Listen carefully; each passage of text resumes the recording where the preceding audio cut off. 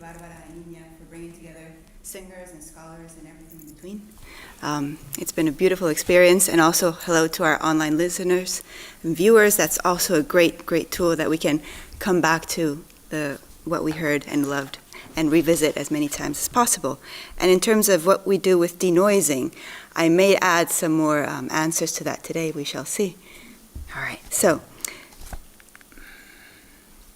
the romanza titled Carceleras stems from a comical zarzuela, Las Hijas del Cebedeo by Ruberto Chapí, which was first performed in 1889 in Madrid.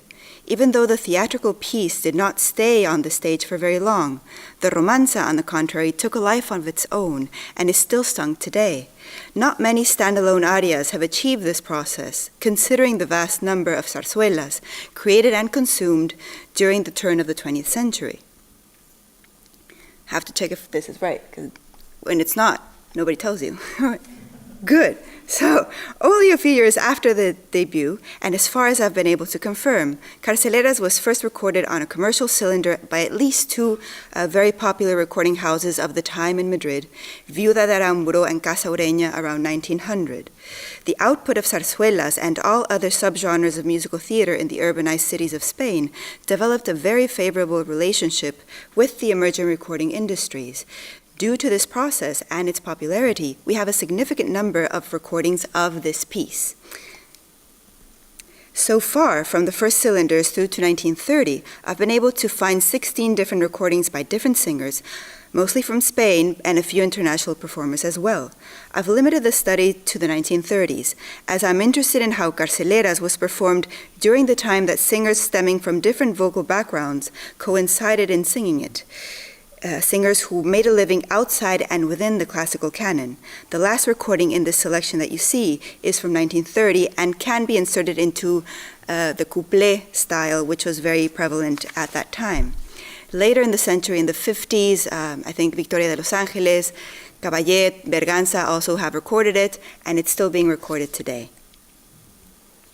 Now, of the recordings found, all but two have, thank you, sorry. Oh, you may not have heard me. You didn't miss much. Good. I'm very grateful for having 14 of the 16 sources. 14 are available. And now I'm very happy also to share the progress I've made with you. So, recordings as historical sources for analyzing performance practices is nothing new. However, most of the literature has focused on music that lives within the classical canon. I believe that the Romanza by Chapí invites us to a different approach, and we will delve into this as we proceed. The three cylinders found, though by audio quality are of a lesser degree useful, demonstrate what seems to be singers mainly of the popular stages, of género chico, of music hall, and briefly described as a popular subgenre of zarzuela tradition.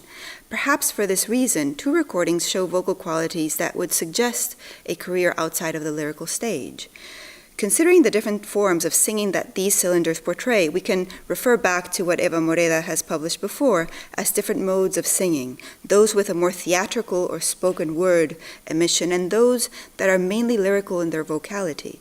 In this sense, if, from the first recordings, we can acknowledge a variety of performance practices that correspond to the different vocal styles, how does this guide the analysis? Furthermore, the plot thickens once Carceleras ventures out, beyond its native vaudevillian trenches, into the great outdoors, led by the Spanish soprano singers. This all makes for a great story, and let us begin at the traceable origins within cylinder recordings. The first recordings are performed by singers of which I have little to no information. Victoria Benimeli seems to have had a more dramatic voice and international career, at least on paper, but little evidence is found of her within the cylinder, and no other recordings have been found yet. Then, Elena Nieves also recorded other zarzuela arias, which leads me to believe that her career focused mainly on zarzuela within Spanish borders. Lastly, La Señora Hernández, who recorded for the personal collection of Ruberto Regordosa Turul, has been very challenging because of her name and because there's nothing I have found about her. However, of the three, her vocal emission is the least popular sounding, with a more covered or placed sound. This leads me to believe that from the beginning, Carceleras was performed in different modes of singing. As we approach the recordings, a brief review of what the analysis criteria to consider is as we hear the examples. This is a list of vocal aspects that I will assume, I know by now, that most of us have focused on at some point.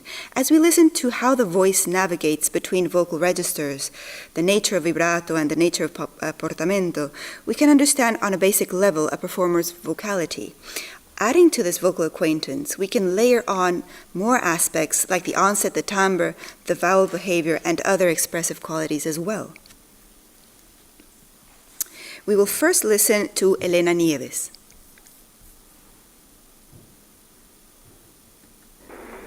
Carceleras de las Islas del Tebedeo, por la distinguida artista señorita Nieves, presionadas en la Casa Ureña, Madrid.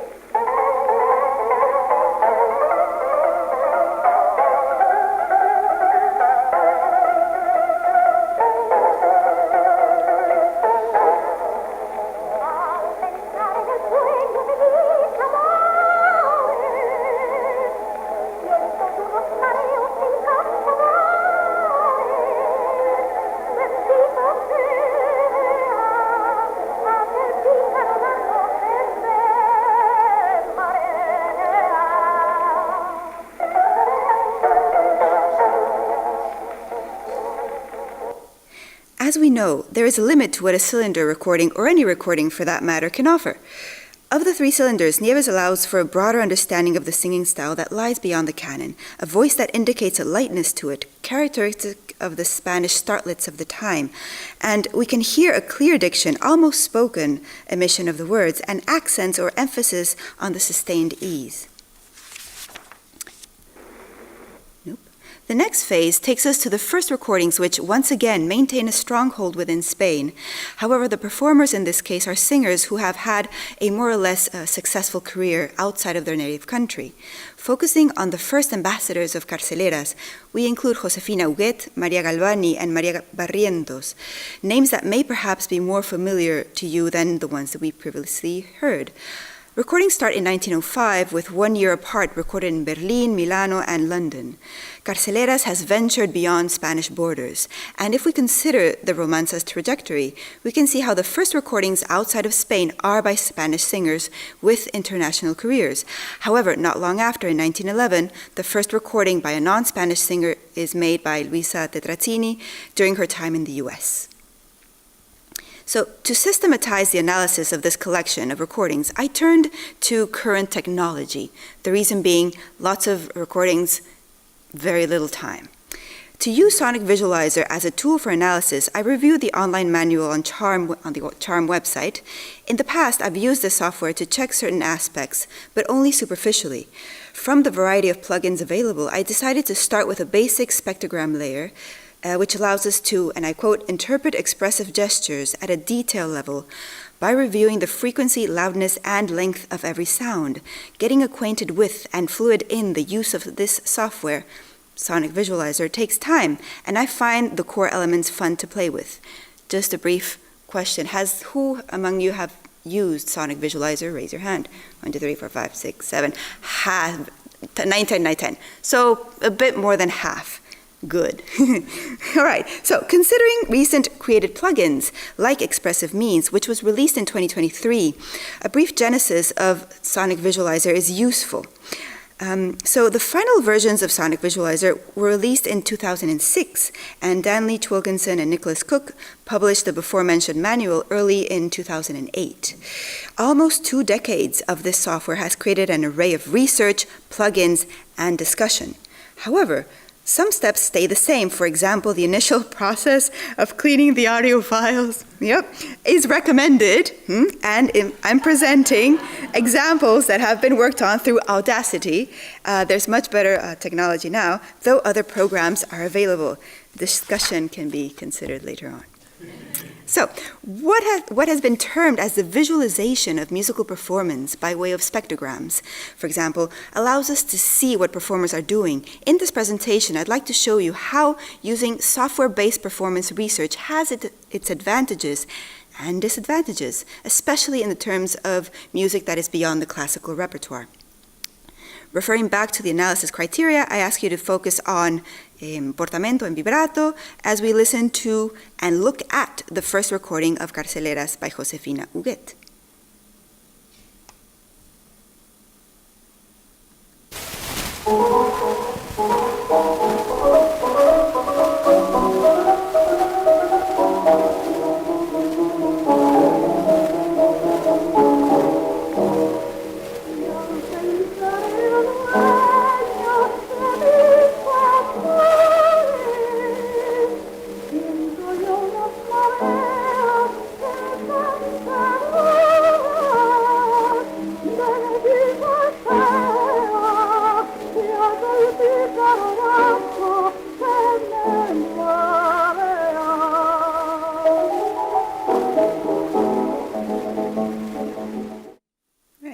To compare and get better acquainted with Sonic Visualizer, here's a second example.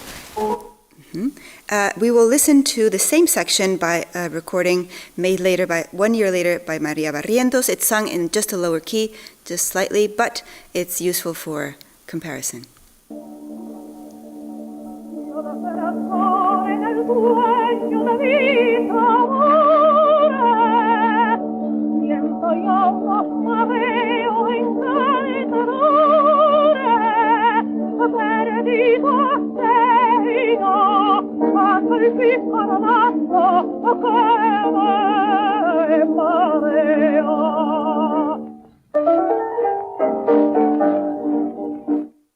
If you're unfamiliar with the software, the layers you just saw are a basic use of spectrogram without any added plugins. What you may realize is when we listen visually, the way in which we capture and understand sound may change in one form or another. There are aspects that we hear that are visible on the spectrogram, and there are also details that we can hear knowingly, deeply understanding phonation and singing, which escape the spectrogram or any visualizing software. I found that the dialogue between what we understand as close listening and audiovisual software allows for an enhanced listening experience as we view what the input of sound frequencies offer in visual form. For example, a spectrogram can confirm differences in vibrato behavior which a trained ear can hear. The visual data is useful to demonstrate this knowledge in written form as part of an article, for example, or it can help us listen more carefully as we access the visual input of whatever we hear. On the other hand, an array of vocal gestures escapes the spectrogram or any other layers on Sonic Visualizer. As I've reviewed examples beyond the lyrical singing norms, some of the details that make up a very distinct Spanish couplé sound, for example, are not considered within the categories that are possible to analyze. So, from this broad perspective, if we look at a section we listened to a moment ago, hold on. Here. The data doesn't offer much depth to suggest a comparison between the singers, but there's not much we can do visually there. On the other hand, one of the best qualities of this process is zooming in on the performance gestures and analyzing what we see based on what we know and perceive orally. So we know what we're hearing and we look for it in Sonic Visualizer. That's one method. It's not the only one, it's not the right one, but anything that can help is welcome. What we can hear in a singer's vibrato can be isolated, and for example, one vibrato cycle can be studied and measured. By repeating this process in different moments of a recording, it is possible to assess a singer's vibrato in that piece. This has been done, and I can imagine it was time-consuming, but effective. Visually, a comparison is viable in the following example. To compare two forms of vibrato, we will listen to a brief section of Huguet once more, and then followed by another singer. So exactly that which you see there.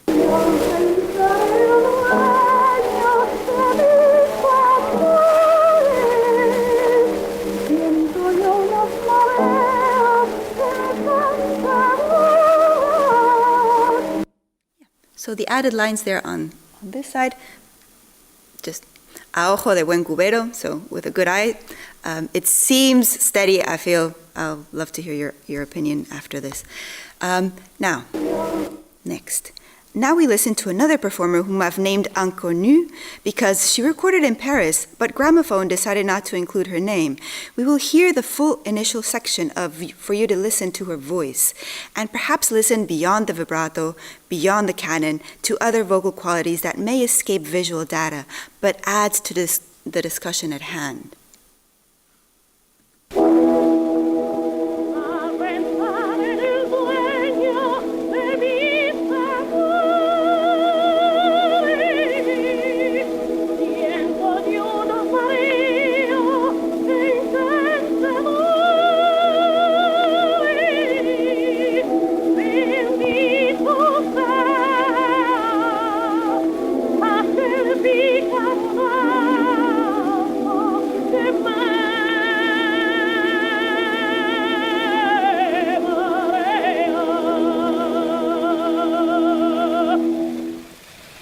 As you may hear, the vibrato is very different from the previous example, quite unstable, and when we look closely, visibly so. This adds to the usefulness of Sonic Visualizer. However, we can hear many other details that characterize the singer's performance: her use of a mixed voice or a belting technique that escapes the lyrical idiom, a certain timbre of the early popular singers of Spain that are not visible. Still, focusing solely on the vibrato, a simple visual comparison can show us in various differences in waveform, confirming what we hear, and this is useful to analysis and to any PhD student, me included. No? What almost 2 decades of this software can evolve into is now relevant. The expressive means plugins can systematize the manual measurement of the vibrato by considering the duration of the vibrated section in relation to the full tone, the mean of the vibrato rate, that means the speed, the maximum vibrato range, and the consistent range development over consecutive vibrato periods. It's taken quite some time to use this plugin efficiently, and so we are focusing mainly on the fundamental input that is used to generate the results on expressive means. Continuing to our second vocal expression example, we will briefly look at portamento and listen to 2 consecutive examples. First, Amelita Gallicurci, and second, Maria Barrientos, contrary to the wrong title order there.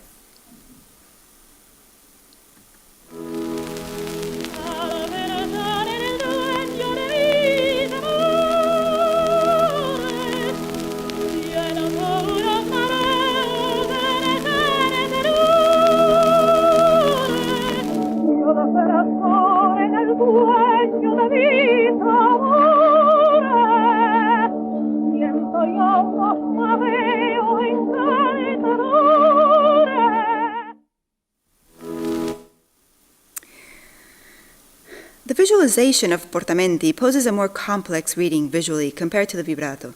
Perhaps there are more variables to consider, and a manual assessment is not easy, as with the previous examples. Aside from the obvious presence or lack of portamento, there is a wide spectrum of expressivity and practices of this vocal gesture that can be taken to an almost individual level. We can easily see where the portamento is located on both examples, but measuring this poses a challenge that is best referred to the software itself. As I've dived into the use of Sonic Visualizer on its most basic terms, I have been able to grasp, at least on a superficial level, how plugins like expressive means function. This systematic measurement is geared towards understanding the behavior of the onset, vibrato, portamento, and through these results, we receive an understanding of recording with specific data.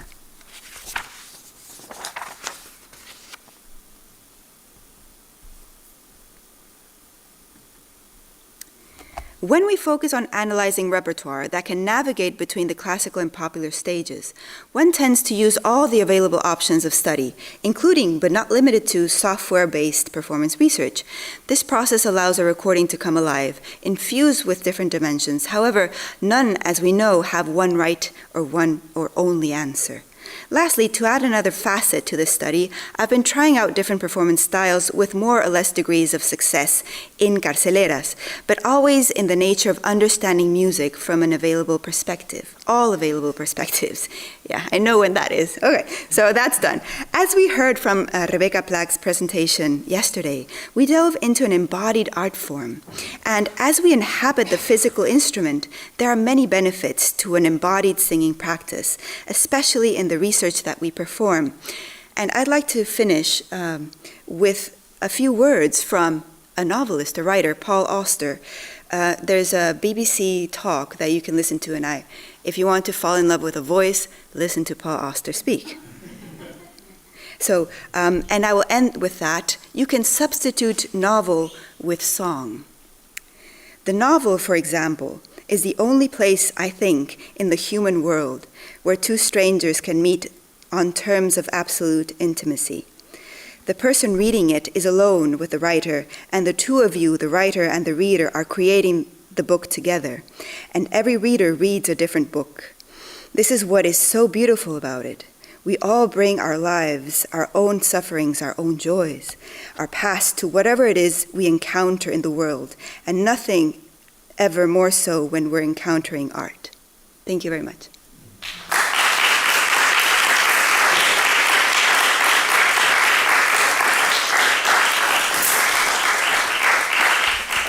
Fatima.